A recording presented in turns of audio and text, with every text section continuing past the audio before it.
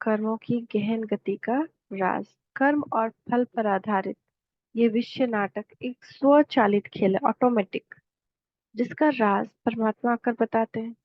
उस राज को जानकर स्वस्वरूप में स्थित होकर परमात्मा की याद में कर्म करना ही श्रेष्ठ कर्मों और सुखी जीवन का आधार।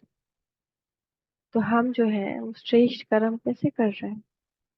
जै- ये जो है विश्व नाटक, ये कोई परमात्मा बैठ करके नहीं चला रहे हैं कि वो बैठे हैं और सोच रहे हैं इसके साथ ऐसा हो, इसके साथ ऐसा हो, उसके साथ ऐसा हो।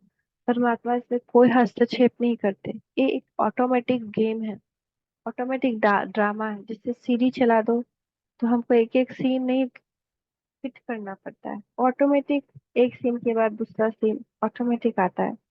इसे ये दुनिया कर्मों के बेस पे आधारित है। जैसा हमारा कर्म वैसा हमारे सामने फल आएगा।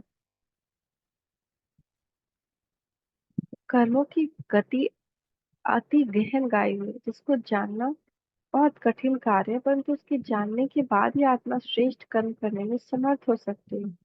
परमात्मा ज्ञान का सागर है। सुकर्म अकर्म विकर्म की गति को जानने वाला है। वे ही कल्पांत में आकर उस गहन गति का ज्ञान देते हैं। लौकिक गीता में भी इसका वर्णन है, परंतु वह गहन गति क्या है वह कोई नहीं जानते। वो ही राज परमात्मा ने अभी बताया है। 63 जन्मों के हिसाब किताब यहाँ ही चुकतू होने, अभी चुकतू होने।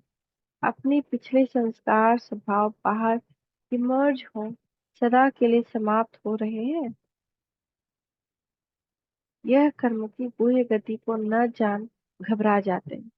याद रखो, सच्चे बाप को अपने जीवन की नैया दे दी है तो सत्य की नाव हिलेगी, डूब नहीं सकती। लेकिन आगे हमको कोई खराब कर्म नहीं करना है, लेकिन अभी हमारा पिछला संस्कार स्वभाव सब इमर्ज हो होके समाप्त हो रहा है, तो उससे घबराना नहीं है।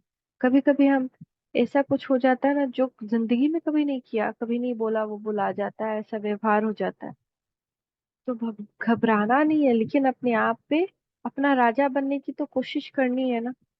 और ये याद रखना है कि हमने अपनी नैया जब भगवान को दे दी है तो पार करेगी ही करे, होगी ही होगी। अब एक बाप दादा 3 5 77।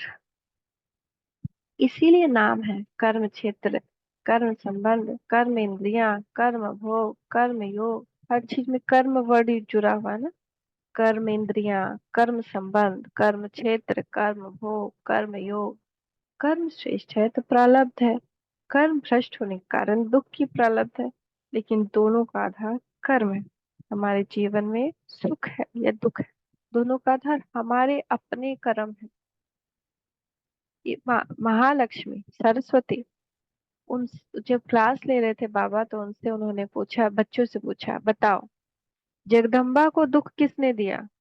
अभी जो जगदीश्वरी है, जगदम्बा है, जिसकी पूरी संसार पूजा करता है, उनको दुख किसने दिया? उनको क्यों दुख हो गया? तो फिर सभी बच्चे चुप रहे। तो बाबा ने कहा, बताया, उनके किसी एक ने बताया, तो फिर बाबा ने कहा हाँ, उनके अपने कर्मों ने ही उन्हें दुख दिया। कर्म आत्मा का दर्पण, जैसा कर्म करेगा वैसा फल देगा भगवान। लेकिन यहाँ पे भगवान फल नहीं देता है, ऑटोमेटिकली फल मिल जाता है। ये पूरा संसार ही ऐसा ऑटोमेटिक है। जैसे कोई मशीन होता है, उसमें जो जैसा चीज डालते हैं उधर से वैसा बन के निकल जाता है, ऐसे। तो ये कर्मों कर्मों का मशीन है संसार, ये यूनिवर्स। हम इस यूनिवर्स को जैसा कर्म दे रहे हैं, जैसी सोच दे रहे हैं, जैसी वाणी दे रहे हैं, हमारे पास वही लौट के आता है। और पदम गुना होकर लौट कर आता है, ये भी बात है। तो फिर बाप दादा 19 मार्च 1982।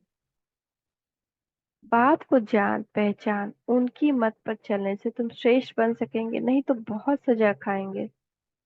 जिस अगर हम भगवान की मत पर नहीं चल रहे, किसी भी उनके कार्य की श्रीमत की अवज्ञा कर रहे हैं, चाहे चार्ट ही लिखना क्यों ना हो, चाहे अमृत वेला उठना ही क्यों ना हो, चाहे कोई भी आत्मा कैसे भी कर्म कर आए, लेकिन हमको क्या करना है? दुआएं देना है। लेकिन अगर हमारे मुख से कटु वचन निकल रहे हो या फिर क्रोध हो गया हो, तो सारे श्रीमत के विरुद्ध का कर्म है।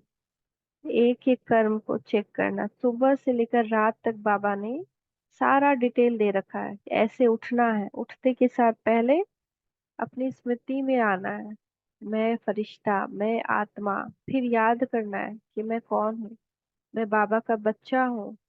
सुबह में, दोपहर में मैं, उसके बाद थोड़ा देर बाद सुबह में क्या हूँ, मैं गॉडली स्टूडेंट हूँ। फिर क्या हूँ, मैं सेवाधारी हूँ। फिर क्या हूँ, ऐसे करके सारा उसी स्वरूप में रहना।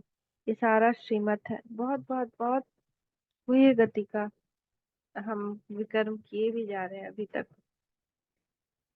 बाबा कह रहे हैं अगर उनकी मत पर चलने से तुम श्रेष्ठ बन सकेंगे, बाप को पहचानेंगे तब कि हमको कौन कह रहा है। ये सारा कुछ हम नहीं पढ़ रहे हैं, ये सारा भगवान बोल रहा है। निमित्त भले कोई भी बने, लेकिन ये सब भगवान का है। नहीं तो हम कहाँ थे, कहाँ आए, कहाँ जुड़े, है ना। ये सारा साइंस आविष्कार जो हमको हेल्प कर रहा है आज ना, इसका दुरुपयोग नहीं होना चाहिए।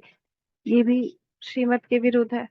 अभी जैसे इंटरनेट हमको मिला है कि हम सेवा कर सकें, और उस पे बैठ के हम मूवी देखें, एंजॉय करें, गाना सुने, और फालतू इधर उधर फोन करें तो क्या होगा, तो मिसयूज हो गया ना।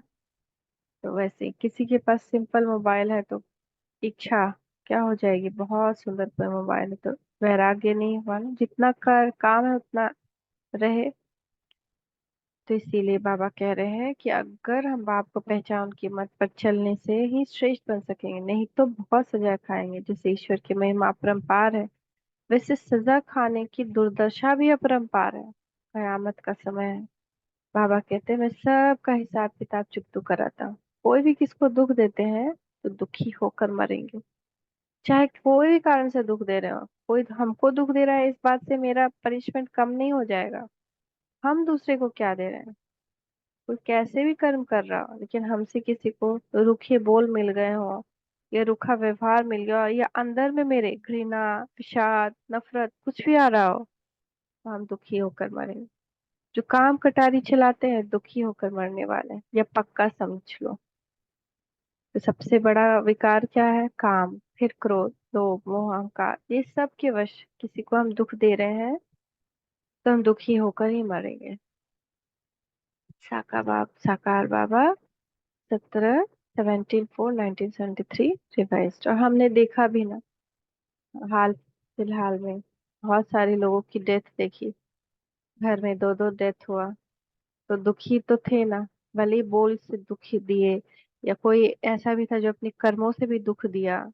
तो जैसे जैसे उसका दुख का लेवल अलग अलग था, किसी को कम दुख हुआ मरने के टाइम में, किसी को बहुत दुख हुआ मरने के टाइम में, किसी का तो मृत्यु नहीं होता है, अटका रहता है इस दुखी संसार में। तो इसीलिए हमको बहुत सोच समझ के अपना कर्म करना, जैसा आज बाबा ने पूरी मुरली में भी कहा, यहाँ भी कह रहे हैं। काम महाशत्रु है, जीव अपना ही मित्र अपना ही शत्रु है। ओम शांति, ओम शांति, ओम शांति।